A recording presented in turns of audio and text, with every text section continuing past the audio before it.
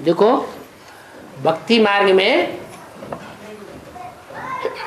कृष्ण को भगवान माना है ज्यादा या राम को भगवान माना है? कृष्ण को भगवान ज्यादा माना है। जहां कृष्ण सुदामा के दोस्ती की बात आती है वहां भी भगवान किसको माना है? कृष्ण को भगवान माना है और सुदामा को पंडित जी माना है? पंडित जी माना है ना। कृष्ण के साथ बलराम भी दिखाते हैं। भगवान कृष्ण को माना है या बलराम को माना है? कृष्ण को माना है। लेकिन मोटा ताजा हट्टा पट्टा कुट्ठा कौन है? बलराम है।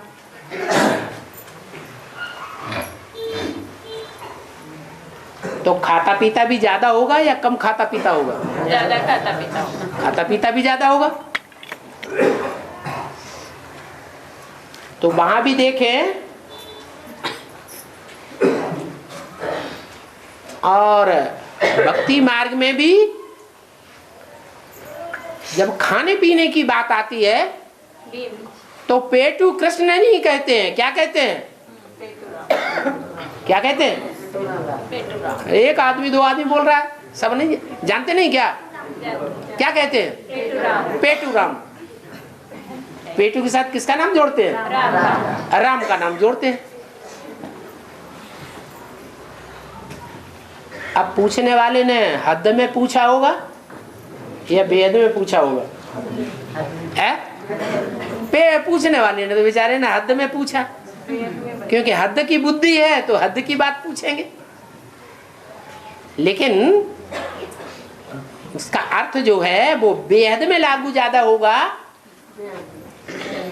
या हद में लागू होगा? बेहद में लागू होगा।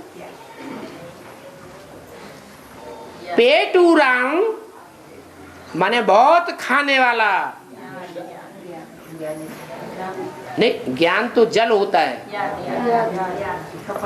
स्नेह को याद कहा जाता है, प्यार को याद कहा जाता है।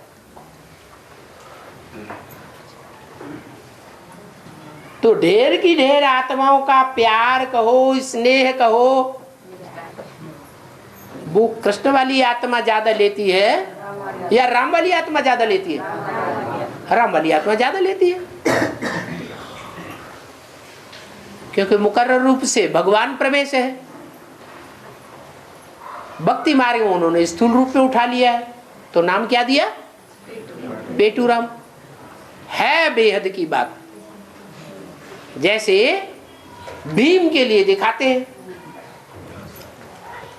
ज्यादा खाता था, थोड़ा खाता था, बहुत खाता था। तो हद के भोग भोगने की बात है या बेहद में भोग भोगने की बात है? बेहद की बात है।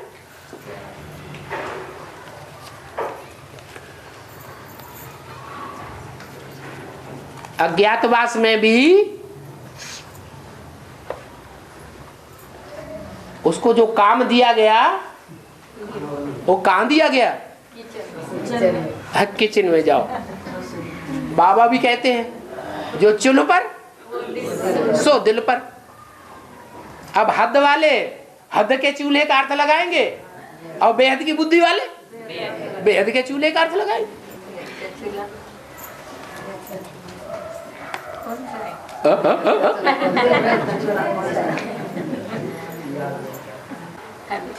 है बहुत चिट्ठी आई है।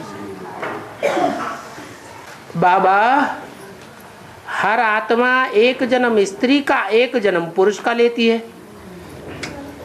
तो लक्ष्मी वाली आत्मा जब पुरुष चोला लेती है उस समय भी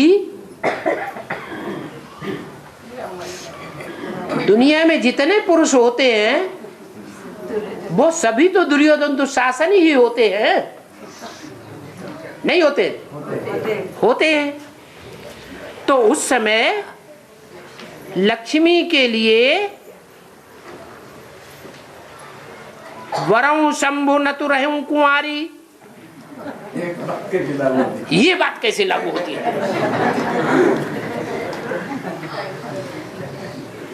अरे न तो रहूं कुंवारी बात ही इसलिए बोल दी कि अगर पुरुष का जन्म मिलेगा और बाई चांस शंभु जो है वो नहीं होगा, वो भी पुरुष चोले में होगा, तो कुंवारी रहूंगी का मतलब अभी भी शूटिंग पीरियड में लक्ष्मी वाली आत्मा सन्यासियों का सरदार है, अच्छे में अच्छा सन्यासी है या थर्ड क्लास सन्यासी है, तो वहां सन्यासी बन के नहीं रह सकती है? रह सकती है, रहेगी। बाबा ने भी बोला है जब बड़े बड़े सन्यासी निकलेंगे तो तुम बच्चों की विजय हो जाएगी। अभी भी क्या डायरेक्शन दिया, क्या करो, विजय माला का आवाहन करो। ये थोड़े का सन्यासियों का आवाहन करो, माने विजय माला में ही बढ़िया से बढ़िया ऊंचे से ऊंचे सन्यासी बैठे हुए हैं, असल सूर्यवंशी में कन्वर्ट होने वाले। तो ये चिंता नहीं करनी है क्या ये वरऊ शंभु न तो रहूं कुंवारी कैसे लागू होगा?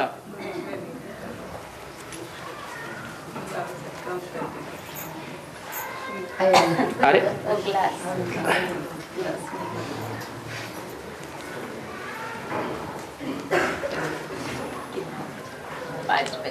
3, 4, 5 2 घंटा हो गए।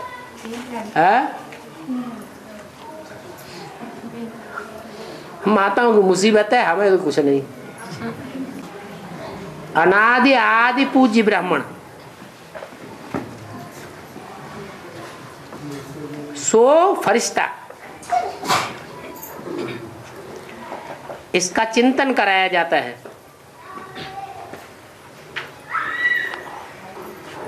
तो ये चिंतन करना है या नहीं करना है? बेसिक में कराया जाता होगा। क्या क्या चिंतन करो? ब्राह्मणों का कि जो आदि में और अनादि में पूज्य ब्राह्मण थे सो ही फरिश्ता बनते हैं, ये चिंतन करना है। तो ये करना है क्या? नहीं, हा? स्वरूप बनना है। हा? पिछले साल के अव्यक्तवाणी में 5 स्वरूपों को याद करने के बारे में पॉइंट आए थे बाबा, हाँ। वो उससे संबंधित वो बताए। शायद की बात खत्म कर दो, ये तो अनुमान की बात हो गई, नुकसान हो जाएगा। लेकिन इतना तो बोला है जो आदि ब्राह्मण सो अनादि पूज्य ब्राह्मण, और जो ब्राह्मण सो फरिश्ता और फरिश्ता सो देवता। तो गलत बात है अच्छी बात है? अच्छी बात है। हाँ, शरीर छोड़ करके फरिश्ता नहीं बनना है। वो है भूत प्रेतों वाले फरिश्ते,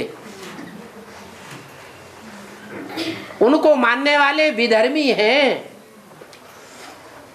इस्लामी, बौद्धी, क्रिश्चियन वो उन फरिश्ताओं को मानते हैं जिनका अपना शरीर नहीं है।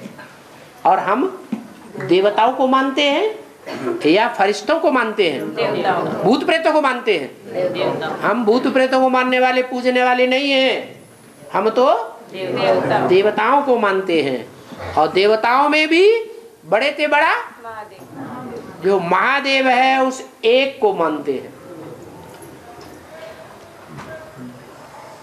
तो ये बात सीखना कि आदि ब्राह्मण सो अनादि ब्राह्मण सो फरिश्ता बनना है। उसमें भी 2 प्रकार के फरिश्ते हैं। एक है शरीर सहित फरिश्ते, साकार शरीर भी रहे और जब चाहे तब साकार शरीर छोड़े और एटम बम फोड़ने वालों में भी प्रवेश करके उनकी बुद्धि घुमाए दे। वो ज्यादा पावरफुल या शरीर छोड़ने वाले ज्यादा पावरफुल? वो ज्यादा पावरफुल।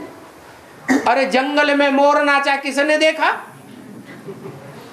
शरीर ही छूट गया और फिर शरीर छोड़ने के बाद भूत प्रेती शरीर मिला, सूक्ष्म शरीर, और उसमें हमने नई दुनिया को देखा, तो क्या बात? पुरानी दुनिया को भी देखा। कौन देखने वाला है? वो कोई बड़ी बात नहीं। शरीर भी रहे और शरीर रहते रहते हम स्वर्ग का भी अनुभव करें, सुखी दुनिया का भी अनुभव करें, और दुखी दुनिया हमको दुखी न करने पाए।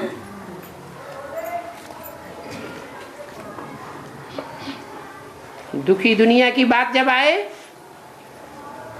तो हम ऐसे कठोर हो जाएं कि ये चेंज होने वाली आत्माएं नहीं है।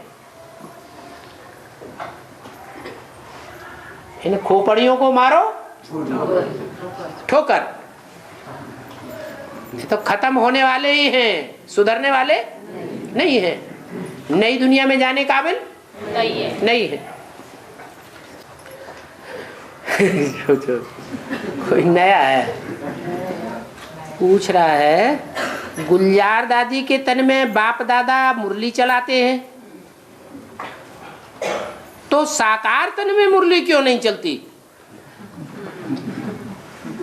माने राम वाली आत्मा के तन में मुरली क्यों नहीं चलती? अच्छा, पहली बात तो गुलजार दादी में ब्रह्मा की सोल प्रवेश करती है तो उसे मुरली कहेंगे? नहीं कहेंगे। है? नहीं, वो तो मुरली नाम ही नहीं दे सकते। मुरली तेरी में जादू, परिवर्तन का, बुद्धि को चेंज करने का जादू मुरली में है, अव्यक्तवाणी में नहीं है। ढेर के ढेर ब्रह्मा कुमार अव्यक्तवाणी सुनते हैं सालों से, उनकी बुद्धि में कोई परिवर्तन नहीं आया, और यहाँ परिवर्तन आ रहा है। तो मुरली कहें या सिर्फ मनुष्यों की वाणी कहें? मनुष्य यहाँ की बात कर रहे हैं, एडवांस पार्टी की। बुद्धियों का परिवर्तन होता है तो परिवर्तन साफ नजर आता है, तो कहेंगे मुरली। और गुलजार दादी में जो वाणी चलती है उससे बुद्धि का परिवर्तन नहीं हो रहा है, इसलिए उसे मुरली नहीं कह सकते। इसलिए ब्रह्मा की सोल एडवांस पार्टी के साकार मुकर्रर रथ में अगर वाणी चलावे भी तो उसे मुरली नहीं कहेंगे। हाँ, इतना कहेंगे कि ब्रह्मा वाली आत्मा मुरली के बीच में इंटरफियर करके बोलती है। बच्चा बुद्धि है ना, छोटा बच्चा होता है तो बीच में इंटरफियर करके बोलता रहता है। वहां भी बोलता था, जो मुरली चलती थी वहां भी ऐसे ऐसे वाक्य हैं। क्या मुरली में वाक्य आता है? ये लक्ष्मी नारायण पारस बुद्धि है। दूसरी मुरली में आता है ये लक्ष्मी नारायण तो बुद्धू है। लक्ष्मी नारायण तो बुद्धू है और लक्ष्मी नारायण तो पारस बुद्धि है। तो किसने क्या क्या वाक्य बोला? ये कौन सी आत्मा ने बोला लक्ष्मी नारायण पारस बुद्धि है? शिव बाबा ने बोला। और लक्ष्मी नारायण बुद्धू है, ये कौन सी आत्मा ने बोला? ब्रह्मा बाबा। ब्रह्मा की आत्मा। क्योंकि ब्रह्मा की आत्मा तो सतयुग के बुद्धि लक्ष्मी नारायण तक ही सीमित है। वो संगम युग का तीक्ष्ण बुद्धि, पारस बुद्धि लक्ष्मी नारायण बनने वाले नहीं है। तो इससे साबित हो जाता है कि ब्रह्मा की सोल भी इंटरफियर करके बोलती है। राधा कृष्ण अलग अलग राजधानी के थे, भाई बहन नहीं थे। फिर मुरली में आता है राधा कृष्ण एक ही माँ बाप के बच्चे हैं, वहां दूसरे संबंध होते ही नहीं। तो ये दो तरह की बात किसने किसने बोली? ब्रह्मा की बात जब मुरली में आएगी तो सतयुग के बारे में आएगी।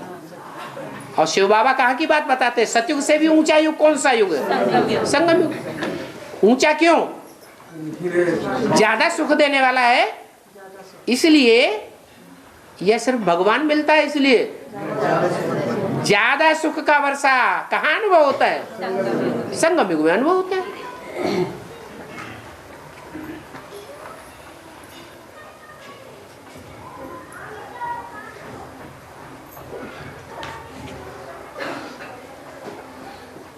विनाश की सीढ़ी देखेंगे तो चलेगा क्या?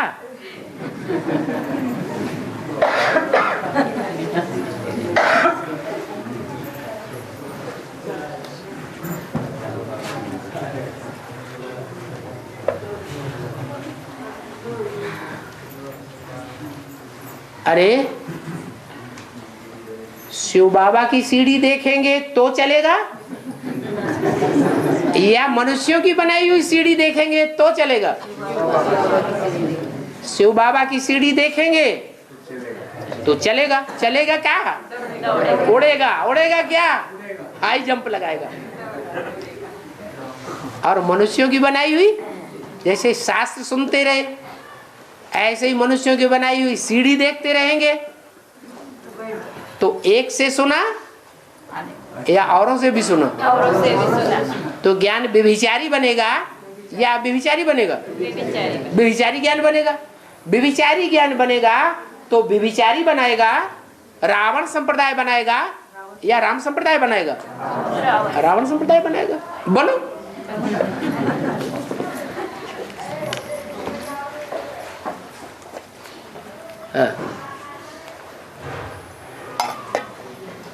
बाबा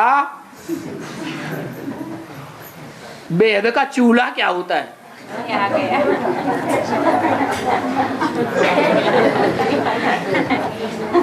अरे बेहद की लकड़ी होती होगी तो बेहद का चूल्हा भी होता होगा। अगर समझ में नहीं आता है तो भक्ति मार्ग के भी कुछ कुछ ऐसे ऐसे हैं प्रसंग शास्त्रों में, उन्हें देखने से पता लग जाएगा।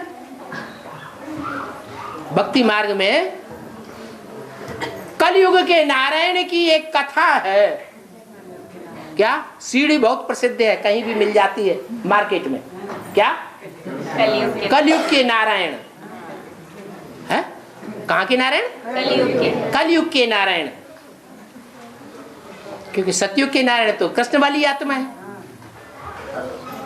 और कलयुग के नारायण जो नर से नारायण। नर कहाँ होता है? कलयुग में होता है या सतयुग में? कलयुग में। तो सीढ़ी देख लेना, अच्छी तरह समझ में आ जाएगी। क्या कि चूल्हा क्या होता है और लकड़ी क्या होती है। बिचारों को 12 साल का जब वनवास होता है तो न चूल्हा जलता है न लकड़ी में आग लगती है। अब धुआं ही धुआं ग्लानि का चारों तरफ उड़ता रहता है। सारी दुनिया में ग्लानि ही ग्लानि, इतनी ग्लानि कि बेचारों का कलंकी धर अवतार साबित हो जाता है। तो बेहद का धुआं क्या है, बेहद की लकड़ी क्या है, बेहद का चूल्हा क्या है, वो उसमें देख लेना। क्या कोई पूछने वाला जानता तो है लेकिन मुंह फट है, हैं? न चाहते हुए भी अगर व्यर्थ संकल्प आए तो क्या करना चाहिए? है भगा देना चाहिए। और क्या? व्यर्थ संकल्प आता है और सभी को आता है तो क्या करते हैं? जिसको प्यार होगा वो तो बड़ा अच्छा बड़ा अच्छा। और जिसकी बुद्धि में ज्ञान बैठा होगा कि संकल्पों से सृष्टि रची जाती है, वो सृष्टि रचने का टाइम कौन सा है? वर्तमान संगम युग चल रहा है। अगर हम व्यर्थ संकल्प करते ही रहेंगे तो शूटिंग चलती ही रहेगी, तो उसका रिजल्ट क्या होगा कि 63 जन्म में भी हम व्यर्थ कर्म करते रहेंगे। व्यर्थ कर्म करने से हमारे पाप कर्म बनेंगे, पुण्य कर्म नहीं बनेगा। और पाप कर्म बनने से हमारी आत्मा नीचे गिरेगी, हम दुखी होते रहेंगे, सुखी नहीं होंगे। क्योंकि समय की वैल्यू सबसे जास्ती है।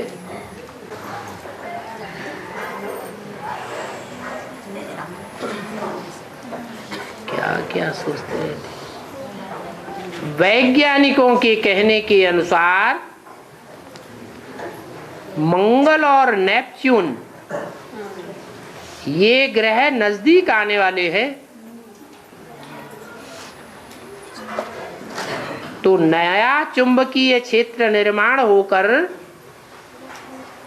क्या नया बरमूला ट्रायंगल तैयार हो जाएगा?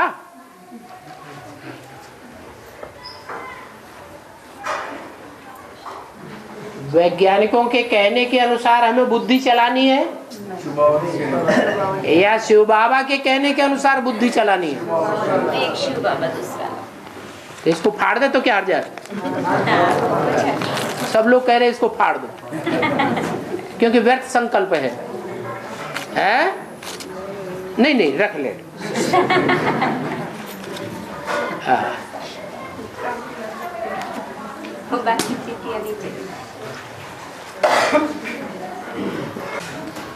शरीर का कोई हिस्सा खराब होने पर सर्जन लोग दूसरी चकत्ती या अंग उस बॉडी में आरोपित कर देते हैं। इसका बेहद का क्या अर्थ है? अरे बेहद का अर्थ होगा या नहीं होगा? होगा। जैसे भगवान, जैसे आंखें हैं, ये सृष्टि विराट पुरुष है।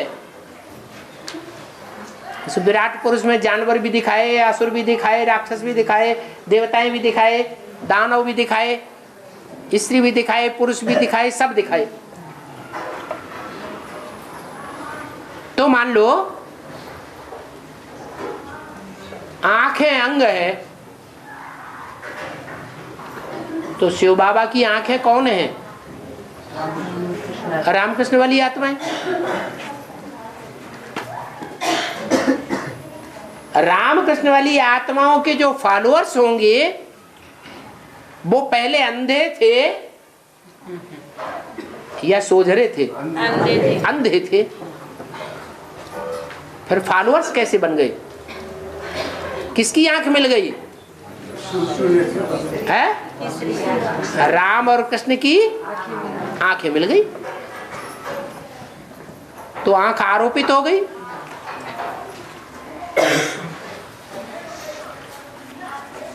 और